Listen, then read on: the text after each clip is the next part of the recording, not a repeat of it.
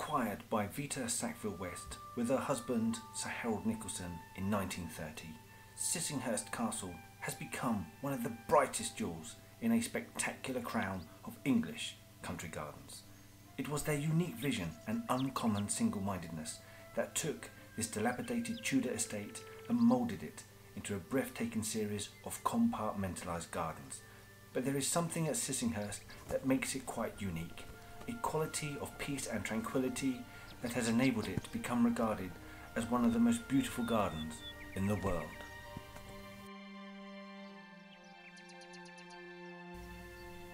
However, scratch the surface and you will reveal a history so sinister that you may never look at this place the same way again.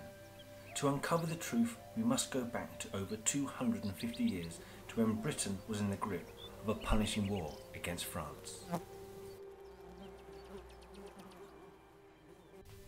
With the success of the British Navy during the 7 Years' War, many ships from the French fleet were captured as prizes and their seamen confined in prison hulks at Plymouth.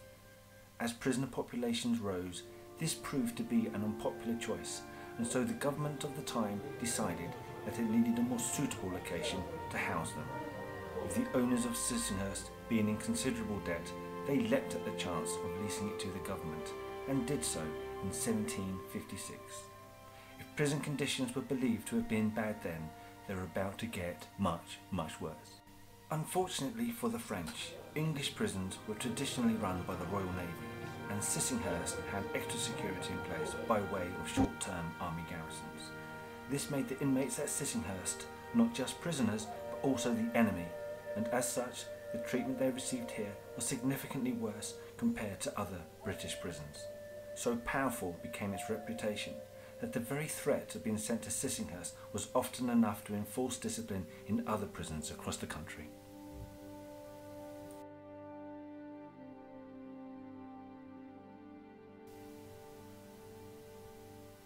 New prisoners would have been greeted by the stench of overcrowded, dilapidated and unsanitary accommodation, although the word overcrowded is somewhat of an understatement.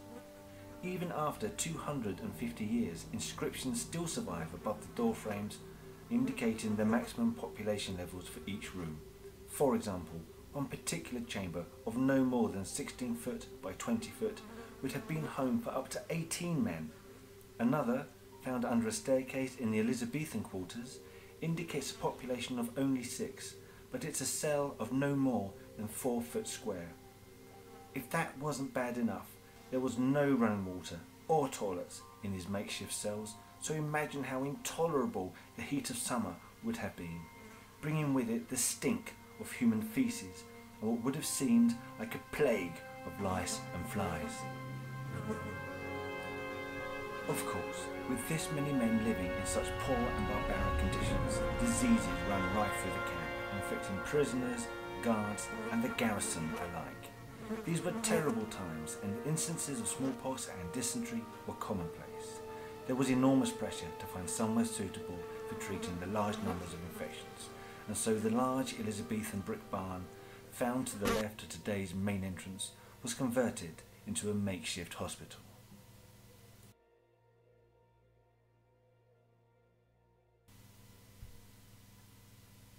With 18th century jailers subjected to very poor pay and conditions, it was down to them to come up with ways of making a little extra money.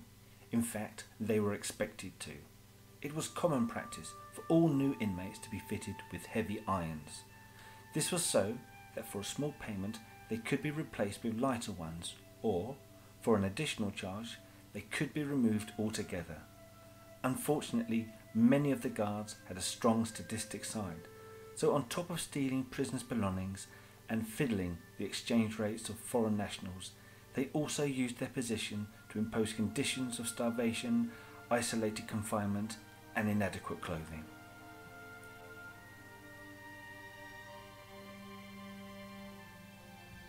Although the jailers were widely known for being institutionally corrupt, the French soon learned that it could be used to work in their favour.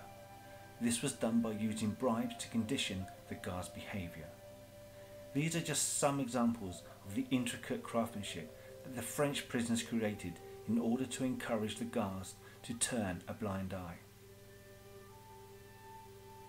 In one particular case, the guards were conditioned to such an extent that a number of prisoners were able to smuggle in explosives in an attempt to blow a breach in the castle walls. It was only when guards intercepted a prisoner's letter describing the escape plan to one of their mothers that the plot was eventually discovered.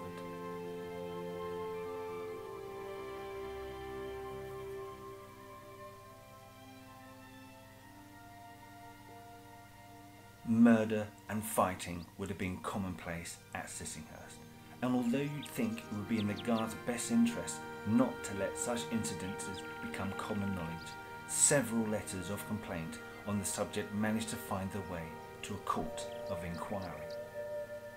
Perhaps the most senseless death was that of prisoner Jacobus Loaf, who was shot as he lay sleeping in his hammock, secured in one of the topmost rooms in the tower.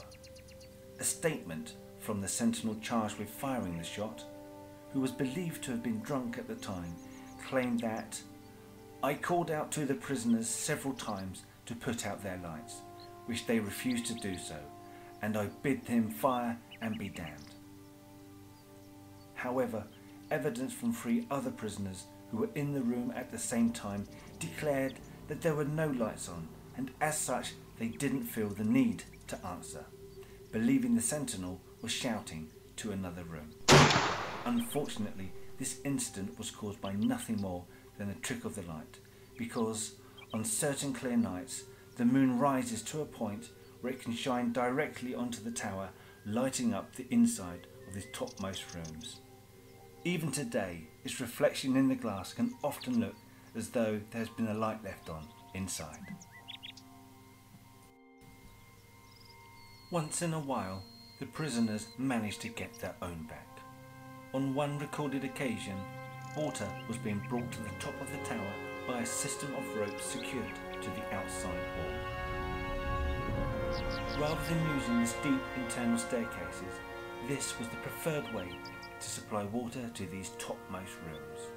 Unfortunately, once the bucket reached the top, it became untethered and crashed down on the head of the supervising sentinel, killing him outright.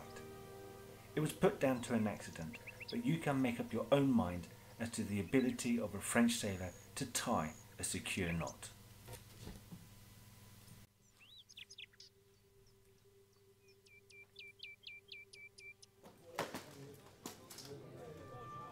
The early days at Sissinghurst were little more than a slow and painful death sentence, with beatings and kickings routinely administered by the guards.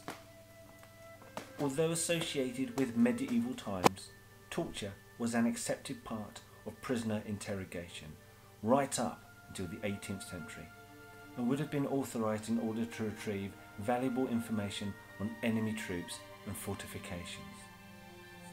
Typically, irons and fetters would have been fitted to prevent sleeping or cause paralysis, and on occasion prisoners were known to have been forced to stand in water until their feet rotted. However, there would have been times when more extreme devices were demanded, such as the torture chair, the rack, the foot crusher, and the little known scavenger's daughter.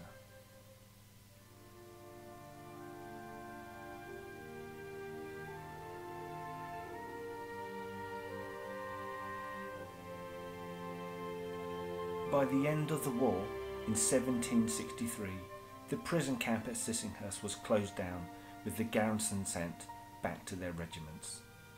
Many of the released prisoners returned home to France, while some opted to stay and work within the grounds. A few even married local girls. Unfortunately, the Elizabethan court had suffered tremendous damage during its French occupation, and 15 years later, much of the house and furniture had been destroyed for firewood. Sissinghurst and its future looks bleak.